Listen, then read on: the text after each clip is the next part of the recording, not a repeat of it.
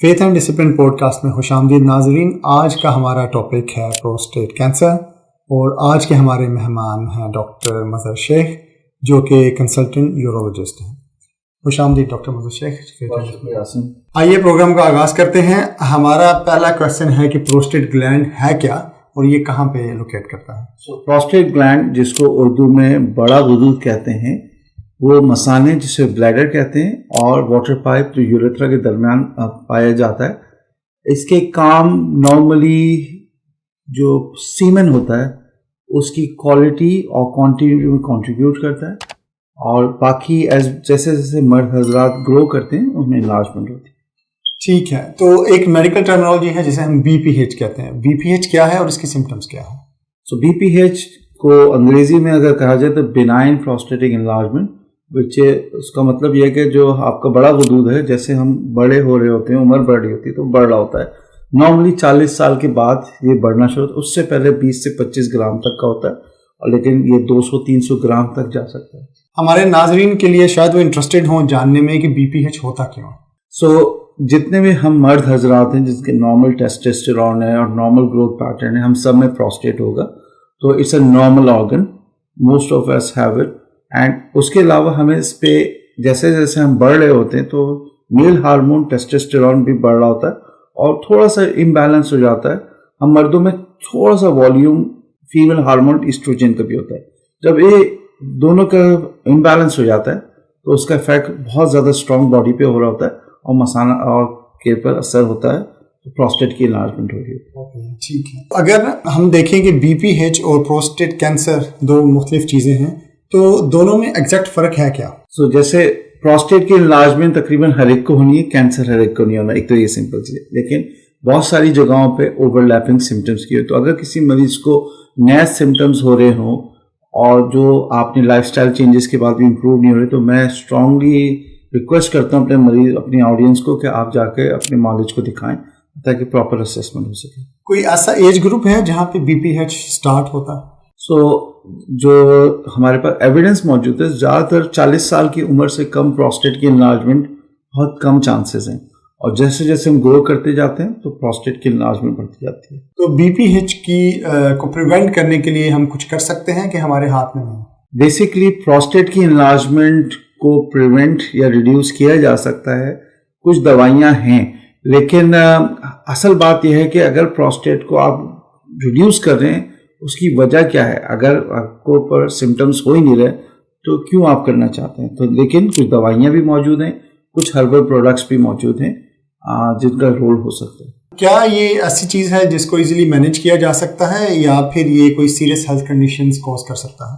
تو عاصم، اس کا اثر آپ کی لائف سٹائل پہ سگنیفیکنٹ ہو سکتا ہے اگر آپ نے اس کو صحیح طرح سے اپروچ نہیں کیا. تو میں اپنے مریضوں کو یہ کہتا ہوں کہ سب سے پہلے دیکھیں آپ پہ افیکٹ کیا ہو رہا ہے. اگر آپ کے پیشاب کے علامات جیسے فلو سلو ہو گیا ہے جس کو ہم دھار اردو میں کہتے ہیں، یا آپ کو پش کرنا پڑتا ہے، اسٹرین کرنا پڑتا ہے، تو اس کا موسٹ لائکلی وجہ یہ ہے کہ آپ کا پروسٹیٹ انلارج ہو رہا ہے. لیکن اگر آپ بار بار جا رہے ہیں، رات میں اٹھ رہے ہیں، تو اس کا مطلب ہے بہت ساری چیزیں جو آپ کے مثانے یا بلیڈر کو اریٹیٹ کر رہی ہے. تو اس لیے ہمیں کیئرفل ہونا چاہیے کہ ہم کیا کرنا چاہ رہے ہیں. دوسرا اس کے اوپر بہت زیادہ سگنیفیکنٹ امپیکٹ ہو سکتا ہے ہم پہ، کیونکہ اگر ہم پروسٹیٹ کی انلارجمنٹ کو صحیح طرح مینیج نہیں کریں تو آپ کو انفیکشن ہو سکتا ہے، خطرناک انفیکشن جسے سیپسس کہتے ہیں وہ ہو سکتا ہے. بلیڈر میں یا مثانے میں آپ کے پتھر بن سکتے ہیں، کڈنی فیلئر ہو سکتا ہے. تو یہ بہت سارے سخت علامات ہیں جو جسم پہ اثر کر سکتے ہیں. جو بی پی ایچ ہے یہ کوالٹی آف لائف کے ساتھ انٹرفیئر کر سکتا ہے؟ ایبسولوٹلی جی، بالکل کر سکتے ہیں. جیسے میں نے کہا کہ صرف یہ نہیں ہے کہ یہ آپ کا فزیولوجیکل جو آپ کی جو باڈی ہے اس پہ افیکٹ کر رہا ہے، آپ کے اس کے اثرات اتنے اسٹرانگ ہو سکتے ہیں کہ آپ کی نیند پوری نہیں ہوگی یا بار بار جا رہے ہوں گے، تھکان کا احساس، اور یہ سارے افیکٹ آپ کی کوالٹی آف لائف پہ امپیکٹ کر سکتے ہیں. تو بی پی ایچ کی ٹریٹمنٹ کے لیے کیا ٹریٹمنٹ آپشنز اویلیبل ہیں، اور سیکنڈلی کیا یہ ٹریٹمنٹ ایکچوئل کیور کرتا ہے پرابلم کو یا صرف اس کو مینیج کرتا ہے؟ تو عاصم، اب ہم مینجمنٹ کو پورے اسپیکٹرم کو اگر بات کریں تو یہ لائف سٹائل ماڈیفیکیشن ہے جس میں بہت ساری چیزیں ہم کنٹرول کر سکتے ہیں. کچھ دوائیاں ہیں جن کے تھرو کر سکتے ہیں، یا آپریشن یا منیمل انویزو پروسیجر ہے. لیکن پروسٹیٹ جو بھی پروسیجر ہوتا ہے یا دوائی ہوتی ہے اس میں آپ پروسٹیٹ کو نکال نہیں رہے ہیں، آپ پروسٹیٹ کے والیوم کو ریڈیوس کر رہے ہیں, اس کو ٹریٹ کر رہے ہیں. تو many of the time you have cured it, at the same time یہ دوبارہ ہو سکتا ہے کیونکہ آپ نے پروسٹیٹ کو کمپلیٹلی نکالا نہیں. ایون اگر ہم آپریشن بھی کرتے ہیں تو ہم ایک راستہ بناتے ہیں جس کو ہم کہتے ہیں چینل ڈیولپ کر رہے ہوتے ہیں, تو اس لیے وہ دوبارہ ری گرو کر سکتا ہے. ٹھیک ہے. جیسے کہ لوگ انٹرنیٹ پہ بہت ساری انفارمیشن پڑھتے رہتے ہیں اور وہیں سے اپنا سورس آف انفارمیشن رکھتے ہیں, نالج کا, انفارمیشن کا, کہ ساری جو ہے انفارمیشن لی جائے. لیکن کچھ لوگ they go to next level and they buy medicines from internet, کہ وہ ادویات بھی وہاں سے لے رہے ہوتے ہیں لوگوں سے مشورہ لینے کے بعد. تو کچھ ایسی میڈیکیشن ہے جیسے ایکٹیو فلو ہے ایک میڈیکیشن, اور اس کے علاوہ بیٹا اسٹیرول ہے, اس طرح کی چیزیں لوگ لیتے ہیں, تو کیا افیکٹو ہیں یا؟ عاصم, انٹرنیٹ جو ہے ایک بہت اچھا ریسورس ہے لیکن it's not an absolute resource. میں سب کو کہتا ہوں ہمیں بہت کیئرفل ہونا چاہیے کہ ہم اپنی آڈینس کو میسج کہتے رہیں. تو میں اسٹرانگلی سجیسٹ کرتا ہوں اپنے سامعین کو کہ بھائی کوئی دوائی آن لائن نہ خریدیں. انفارمیشن کے لیے آپ کے پاس کیئرفلی سلیکٹڈ ریسورسز جو ہوتے ہیں, جیسے ہم برٹش یورولوجسٹ ہماری آرگنائزیشن ہے, اس کے انفارمیشن لیفلیٹس ہوتے ہیں, that's a very good resource. American بھی ہیں, یورپین بھی ہیں, ایک تو وہ کریں. دوسرا, دوائی پلیز مت کریں, پروفیشنل کو دکھائیں, کیونکہ دوائی استعمال کرنے سے پہلے آپ کو پتہ ہونا چاہیے کیا استعمال کریں, اس کے سائیڈ افیکٹ کیا ہو سکتے ہیں, کتنا ٹائم لے سکتا ہے, اور کیا دوسرے آلٹرنیٹیو موجود ہیں.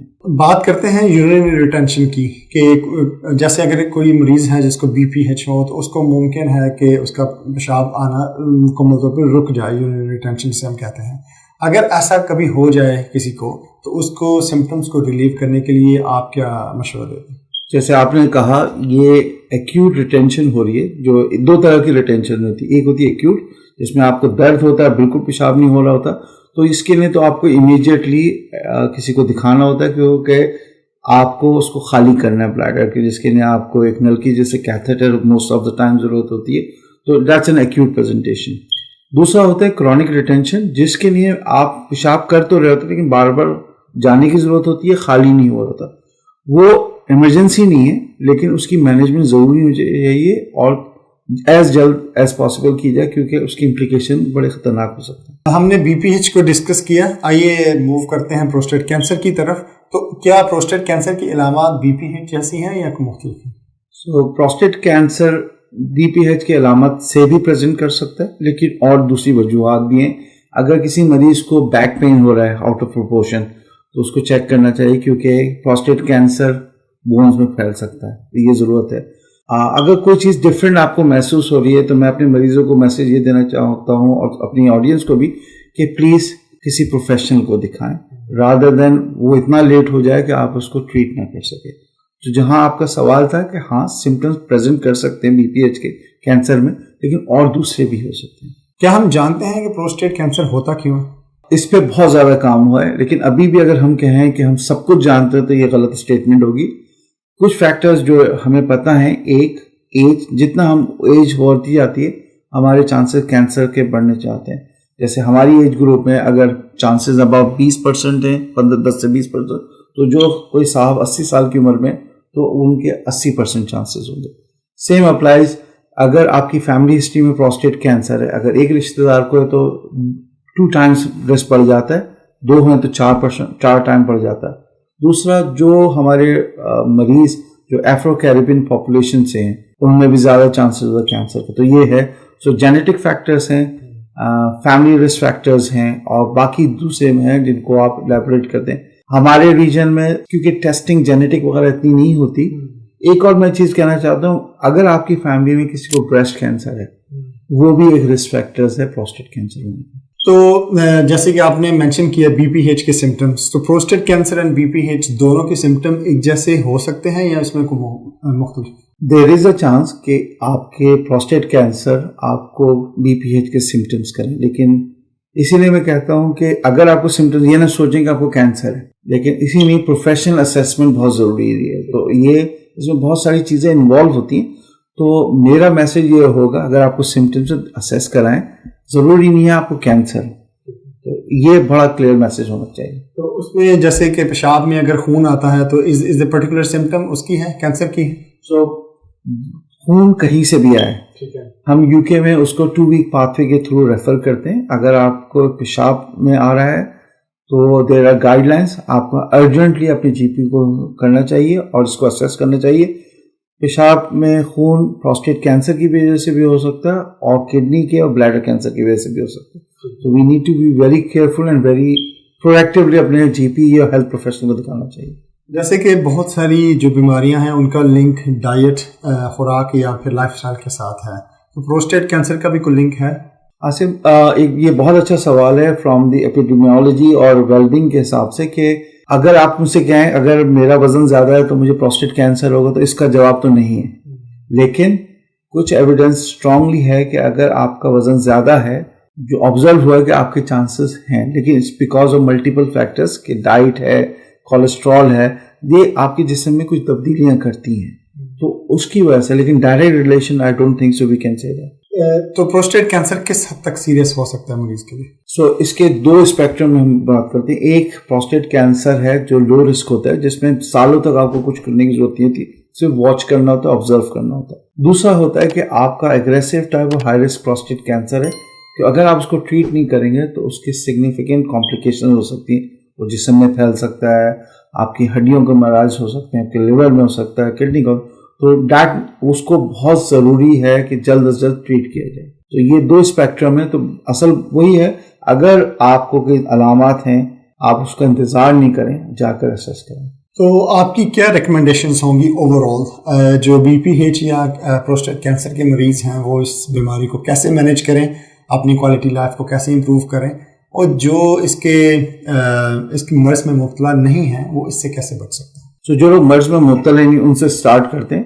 سب سے پہلے ہیلدی لائف سٹائل, جو چیزیں اگر آپ کی خوراک اور آپ کا فلوئڈ مینجمنٹ اس کو کریں, چائے کافی وغیرہ استعمال کم کریں, مسالوں کا استعمال کم کریں, کہ یہ they will help your bladder اور BPH related symptoms. دوسرا جن کو سمٹمس ہیں, سب سے پہلے ان جو چیزیں ہم نے بات کی ہیں اس کے ساتھ ساتھ پروفیشنل کو دکھائیں, کیونکہ اگر یہ آپ جلدی اس پہ ٹریٹمنٹ کی طرف نہیں جائیں گے, بعد میں آپ کو تکلیف زیادہ ہو سکتی ہیں. آج کا سیشن کافی مفید رہا, کافی اچھی انفارمیشن شیئر کی آپ نے. کچھ کنٹروورشل کویسچنز ہیں جو کہ میں پروگرام کے آخر میں پوچھنا چاہتا ہوں. چونکہ جیسے پہلے بھی میں نے مینشن کیا کہ انٹرنیٹ پہ بہت ساری انفارمیشن پڑی ہے اور کئی لوگ اس سے فائدہ حاصل کرتے ہیں, تو لیکن کچھ مس انفارمیشن بھی ہے. تو اس حوالے سے کچھ کویسچن ہیں جو میں پوچھنا چاہوں گا.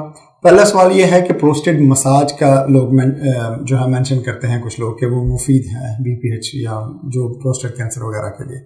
تو کیا پروسٹیٹ مساج واقعی ہی مفید ہے یا یہ صرف ایک بنائی ہوئی بات ہے جو مس انفارمیشن؟